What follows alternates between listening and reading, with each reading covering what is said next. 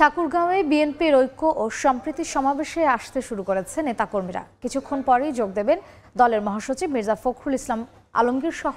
কেন্দ্রীয় নেতারা। এ বিষয়ে বিস্তারিত জানাতে এই মুহূর্তে গড়িয়া কলেজ মাঠে আছেন সহকর্মী আব্দুর রশিদ জীবন। সরাসরি চলে যাচ্ছি তার কাছে।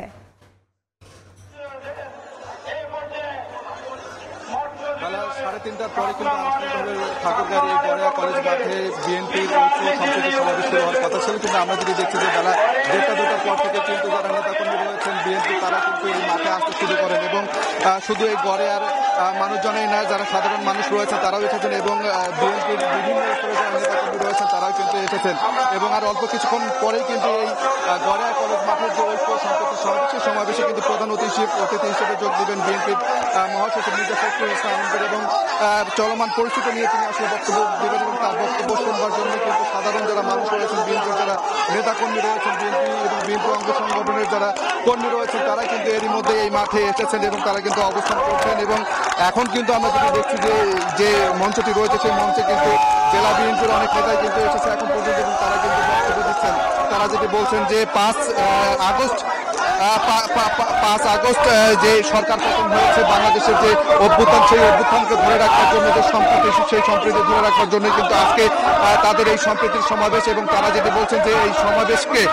তারা আসলে এই সমাবেশ থেকে যে বার্তাটি পৌঁছে দিতে চান সেটি বাংলাদেশের যারা নাগরিক রয়েছেন, হিন্দু বৌদ্ধ খ্রিস্টান, তারা সকলেই আসলে এই বাংলাদেশের নাগরিক এবং তারা সকলে এই বাংলাদেশের সন্তান, তাদের কারো যেন কোনো ভয়ে থাকতে না হয়, তারা কেউ যেন কোনো প্রকার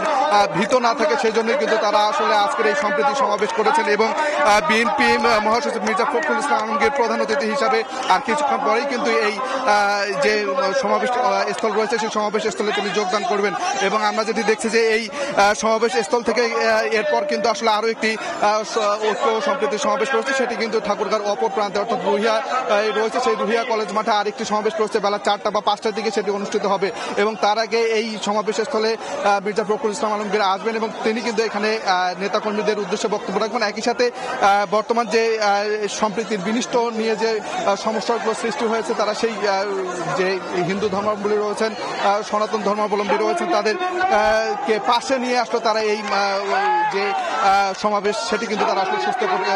ঠিক করেছেন এবং আমরা যেটি দেখছি যে সাধারণ মানুষ তারা কিন্তু আসলে বিভিন্ন স্লোগানে কিন্তু এই গড়িয়া কলেজ মাঠে আসছেন, অনেকে জাতীয় পতাকা নিয়ে আসছেন, অনেকের যে মাথা সেই মাথায় কিন্তু আসলে পতাকা লাল কাপড় বেঁধে কিন্তু তারা আসলে আজকে স্বতঃস্ফূর্তভাবে এই যে আজকের সম্প্রীতি সমাবেশে তারা কিন্তু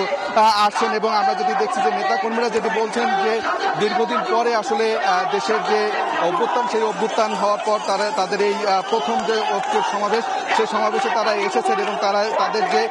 বাদ ভাঙা উচ্ছ্বাস সেটি কিন্তু আমরা দেখতে পাচ্ছি। তারা মুহুর্মুহু স্লোগান দিচ্ছে, বিএনপির বিভিন্ন স্লোগান দিচ্ছে, একই সাথে আওয়ামী বিরুদ্ধে অনেক স্লোগান দিচ্ছে। তারা যেটি বলছে যে এই ঐক্যের যে বাংলাদেশ, এই ঐক্যের বাংলাদেশে আসলে সম্প্রীতি আসলে নষ্ট করা যাবে না, বাংলাদেশের হিন্দু বৌদ্ধ খ্রিস্টান সকল ধর্মের মানুষ সমানভাবে এখানে বাস করবে, সেটি কিন্তু সেই বার্তাতে কিন্তু তারা আসলে পৌঁছে দেবার জন্য চেষ্টা করছেন এবং তারা যেটি বলছেন যে সাধারণ মানুষের পাশে তারা আসলে বিএনপি আছেন, বিএনপির নেতাকর্মীরা আছেন এবং তারা বলছেন যে এই বিএনপির যে আজকের যে সমাবেশ এই সমাবেশ থেকে তারা যে বার্তাটি দিতেছেন সেটি একেবারে স্পষ্ট, অর্থাৎ ঐক্যের বাংলাদেশ, সম্প্রীতির বাংলাদেশ, সাধারণ মানুষ যারা রয়েছে হিন্দু বৌদ্ধ খ্রিস্টান সকলেই এক বাংলাদেশের নাগরিক, কেউ যেন কোনো প্রকার ভয় না থাকে এই বার্তাটি তারা আসলে পৌঁছে দিতে চান। তো এই ছিল ঠাকুরগাঁও গড়িয়া কলেজ মাঠ থেকে সবশেষ। বিএনপির সমাবেশের সবশেষ জানতে সরাসরি ছিলাম ঠাকুরগাঁওয়ে।